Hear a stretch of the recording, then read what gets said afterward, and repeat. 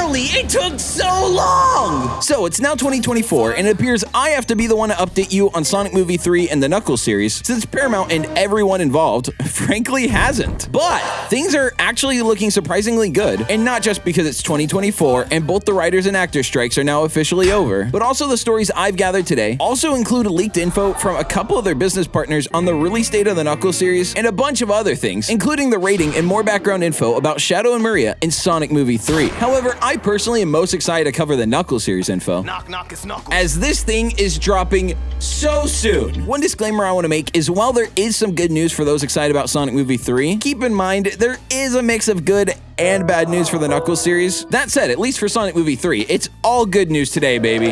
There's also a breaking story that I covered literally while recording. It came out. That's included in here as well. So quick fast, I'm funny and based and epic, so drop a like, double check your subs because you don't want to miss one of these, and maybe even hit the bell for notifications. I know notifications cringe, but I'm not cringe, so maybe it will like balance out. I don't know. Regardless of that out of the way, Ready? The first thing I want to cover is a quick correction of something I've been seeing a lot online, and it's that I hear a lot of people assuming the Knuckles series is going to be entirely directed by Jeff Fowler, who of course is the director for the first two Sonic movies and not much before that. And quick aside, but one thing that's not very well known among fans is he actually worked on a Sonic game before, and that was the cutscenes for the controversial 2005 title, Shadow the Hedgehog. And that's actually really relevant info because it will tie directly into his work on Sonic Movie 3, as no matter what you think about that game, you have to admit, the opening cutscene for Shadow goes insanely hard, and there hasn't been anything close since that game that showcases Shadow's personality and vibe. Now, yes, Jeff Fowler is not directing this series. However, the reason people are getting this confused is that he is still tied to the Knuckles series, but it's just that he's only directing the first episode. However, that isn't the extent of his involvement, as he is also one of the many executive producers on the show. But as far as directing goes, the rest of the series will have a variety of different directors slash guest directors along the way. There's three main ones, and you've likely never heard of them, but I'll read them anyways. They are Jed Wright, Brandon Schrost, and Carol Banker. Having multiple directors is not only a really common style used for TV series, but I really like this technique as it paints a variety of style and storytelling formats while still carrying the same consistent storyline that progresses the plot in small ways each episode. And quick add-in, but I didn't include him, but Yorma from The Lonely Island is actually one of the directors here. And while I didn't see much from him when going through the individual episodes, this guy's actually directed some of my favorite comedy movies ever. So his episode will certainly be a banger. But again, I didn't see his name come up much when going through the episode, so I do think he only has one. Another thing I want to note is that Tyson Hess returns as a producer and will, hopefully and likely, be designing any Sonic characters we see introduced here, as this show bridges the gap between Sonic 2 and 3 and will obviously be released in that way too. Tyson has been very involved ever since he was tasked to literally save movie Sonic, a character who is starring in a movie that, without Tyson's help, likely would have been a major flop,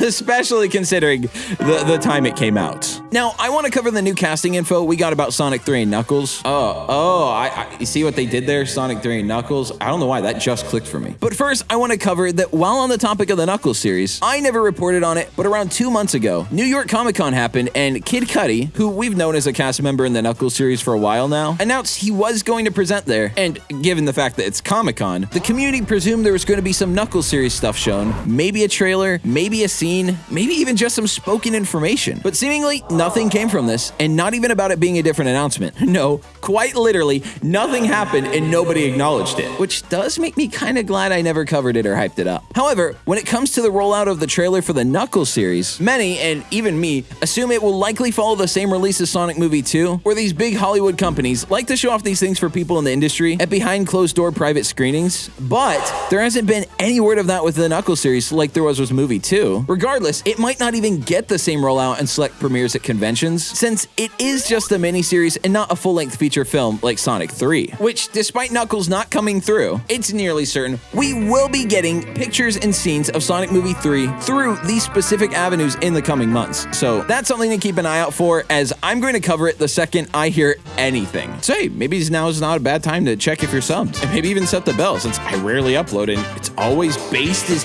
Okay, shilling aside, when it comes to the Knuckles series trailer, it really is mind-blowing we haven't gotten at least this yet, especially since the main principal filming was reported by the crew to have wrapped quite a while ago now. So for there to not even be a teaser does feel kind of weird, especially since nobody has officially even acknowledged that it had a 2023 release date and still isn't out. I feel like we weren't supposed to remember this. And speaking of release dates, this leads us to our next story, and I have some good news to counter the fact that the Knuckles series isn't here. Now, this comes from the account Sonic Movie Updates on Twitter, but a recent copyright directory shows a registration of the Knuckles series, and the first episode now has a slated release date of January 2024, aka this month. Now, remain calm. This is still only a projected date, and nothing is written in stone here. But with how there's been no trailer or literally any hype buildup for this, I actually do think they are just going to shadow drop this, and one day I'm going to wake up to being a very busy raccoon. What's also really interesting and telling about this date is that when they plan to have anticipated completion was November of 2023, meaning the first episode of the Knuckles series has actually been finished since November. And while filming wrapped in early July, this date of completion is likely when all the CG and final editing was completed. So with that info, I do think it's much more likely, with how we're basically halfway through January, that the show releases March, or as many online are speculating, February. But also with that said, I haven't given up hope yet. I'm still keeping my faith up that by the end of January, we will get our shadow drop. However, again, that's not like confirmed. Don't go running around saying that or anything. Now, for the next story, and this is the one last thing I want to cover before we get into the casting updates, but this is literally breaking news that's coming out at no joke the same time I'm recording this, like minutes before. So I do feel like I've got to fill you guys in real quick. So it was just announced via a Slovakian ratings website that Sonic Movie 3 will be rated 12+, which, if you lack any common sense, means this film will be directed towards people who are 12 and older, which isn't a rating we have in the US. Granted, the UK actually does have a Peggy 12 for their games. I don't know about movies. I don't watch British movies. So it is pretty similar, but here in the States, the closest thing we have is PG-13. Something neither of the two Sonic movies were rated, as, I'm sorry to say this, but the target demographic is, let's say, under 13. Now, why this is so important, as the difference between PG and PG-13 wouldn't normally be that huge and significant. However, considering what we all know happens to Maria in Sonic Adventure 2, and with the opening cutscene for the Shadow game, which I already talked about how that was worked on by Jeff Fowler, so he understands Shadow's character is not being just angry and evil, but Shadow thinks he's doing the right thing, and that makes him a misunderstood anti-hero, someone who eventually comes around to working with Sonic. Now that said, he also isn't just safe, friendly, good guy. Even in Sonic 06, 1 year after Shadow, he had the motorcycle, but the only thing firing off Shadow was his mouth. Now, Jeff Fowler's previous involvement means that not only does he understand the intricacies of Shadow's character, but he also understands what makes Shadow so appealing to fans, likely in a way that Sega doesn't even remember either. It's been so long since Shadow did anything cool in a game, it's actually a bit depressing. But if I think about it hard, it's probably been well over 15 years since we've seen him true to his character and really anything since. And don't come at me sourcing like IDW issue 812, because we both know I'm very clearly referring to the games when I say that. Whether it's Forces, or let's say even the recent games that have done Sonic's characterization right, they either lack good Shadow character or literally any Shadow at all. So for there to be proper storytelling and characterization, we'll probably single-handedly revive the popularity of the character. And while Shadow is still somewhat of a fan favorite, don't get me wrong, with him being AFK from the franchise for over a decade now, this is really the only opportunity for new fans and younger audiences to have any possibility of a positive impression on him, other than just by his sick, iconic design. But now, people who don't really know much about Shadow will be shown not only how cool and edgy he is, which, let's be real, he is, but also the fact that this will probably and possibly be even greater for him character-wise than Sonic 06. And when I bring that up, that's a game that I do like the story of. However, you're just straight writing if you don't think Sega definitely misunderstood the SA2 and Shadow 2005 version of the character. Like in 06, just 1 year later, he acts like a version of himself that is more clean-cut and palatable, and seems like some random Sonic character pretending to be Shadow. And while that interpretation might make him nicer, and hey, he's a friendlier guy, the reality is that isn't who Shadow is. And I don't even have to go into how Forces butchered the story. All of you already know this, or you're on the side of the Forces defenders, in which case I don't even care to hear your opinion. I'd rather hear my dog's opinion on Sonic games than yours. So with the news that this is going to be a PG-13 movie, something that really excites me, I will say that Jeff Fowler's great work on directing Sonic movie 2 gives me a lot of faith in this third film being actually peak. Now, for the next story, I want to go over the new updated casting listings and info we now have about the characters, as I think this is one of the more interesting developments from the series, with a lot of surprising well-known faces that I wouldn't expect to show up. So to begin, of course, as you'd come to expect from a Knuckles series, it's going to be starring Idris Elba reprising the role of Knuckles. And yeah, that one's a given, but the rest are much more offbeat. So we've covered this one already, but the main human lead that basically the entire plot will be revolving around is Adam Pally reprising his role as Green Hill's own Officer Wade Whipple, someone who my only familiarity with outside of Sonic comes into a surprising amount of relevancy here. And that's that I listened to him a bit over a year ago on this Kanye podcast called Watching the Throne, one which no longer exists, but I do still have a download of his episode. And for more context as to why this episode was yeeted, it was immediately after Ye's first ever rant and one of the last episodes before the creators of the podcast went and literally deleted every single episode. They even cold turkey got up and moved to covering films now, which hey, I also did, so I can't hate. That's a plug. Go check out my based podcast with Dumpsville and Mark, Film Sheet. I keep plugging it, but you guys aren't listening. Now, what makes this so surprisingly relevant to the casting is that right before Ye's most recent rant, shut up! Be quiet before you get exiled. He was seen making up with none other than rapper and now actor Scott Mescudi, aka Kid Cudi. And what ties it all together is that Kid Cudi, as we know, will also be having a lead role in the show and starring as one of the main cast members. So this new situation might create a couple slightly awkward moments at the premiere, but hopefully nobody mentions any news or anything controversial while chatting. Another cast member that we got info of will be Christopher Lloyd, who I guarantee you all of you know is Doc Brown in the Back to the Future movies.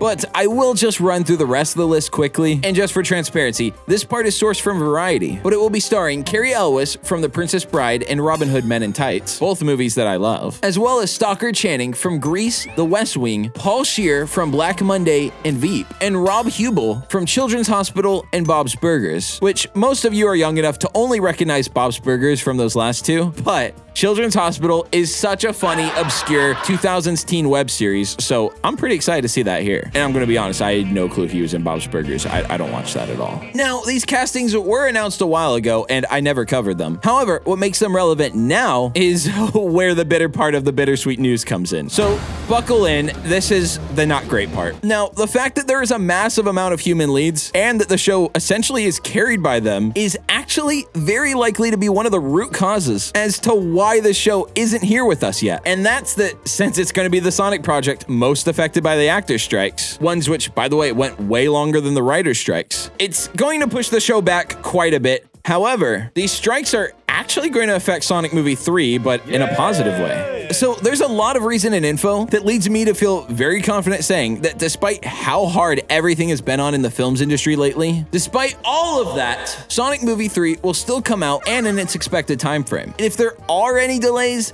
they're not going to push far, and they'll only be pushing because of Knuckles being delayed. Something that's obviously ultra confirmed to be delayed with it having a holiday 2023 release date. You know, the date that's long past. However, the reason I bring this up now, and where it comes into relevancy, is that since Sonic Movie 3 was still in pre-production at the time of both the writers and actors' strikes, there's a lot of talk going on that the film has now been altered to be featuring significantly fewer human characters and spending much more time on our beloved CGI rodents, as well as most of the human stuff being filmed on a green screen. And that isn't just speculation either, because it was also reported by a lot of outlets that, quote, Sonic 3 reportedly finds surprising way to continue filming amid actors' strike. And this was also confirmed via set photos and crew postings that they not only continue to film through the strikes, but even wrapped up all the initial filming for the Knuckles series, which they were doing in the UK for both the Knuckles series and Sonic Movie 3, since they have a law where striking is illegal. So for them to stay compliant with the law, the Actors and Writers Guilds had no choice but to let Hollywood use this loophole. Otherwise, they'd be breaking the law. And because of their filming in the UK, we see the standees for the three main characters a lot, and unlike a lot of the Sonic Movie 2 ones, there was not a human actor alongside the stand-in, at least for the scenes we saw. So with that, there's a lot of reason to believe that this third movie will feature the least amount of human interaction of all three, something that has been slowly decreasing since the first one, and I think the strikes just accelerated that here very fast. Now, for most franchises, this would probably mean the movie will suffer. However, for a Sonic movie that is featuring mostly Sonic characters. And it also seems a lot of the sets are going to be CG as well, which a reason that's been thought is the stand-in for Shadow, despite being the one set picture officially posted for Sonic Movie 3. Other than that, Shadow's stand-in hasn't been seen at all. Although one thing I don't think a lot of people realize is that the Shadow stand-in for the picture is almost certainly a super detailed, high-quality studio prop, just like the one they made with movie Sonic.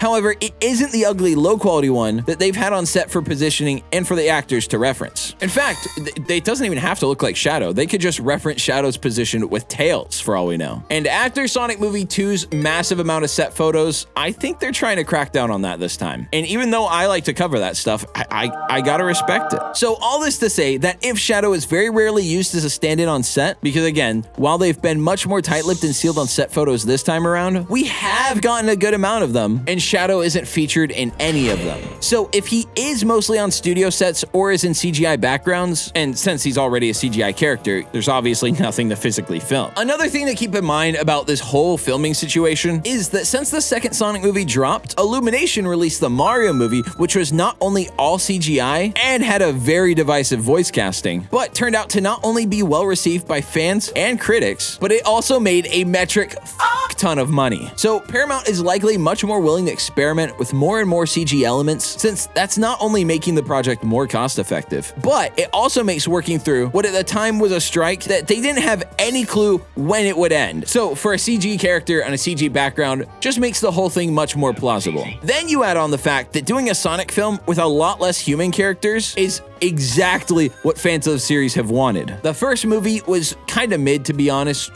just with how little happened. But personally, I love the balanced Sonic movie 2 found, and even then, the very few scenes that featured people, such as the wedding or bar fight scene, I see everywhere are actively regarded as the worst parts of that movie. And while I liked them and can appreciate them, it's very clear what the fans want from a Sonic movie, and scenes of humans interacting is not that. Something that also makes me wonder, are people gonna hate the Knuckles series because of that?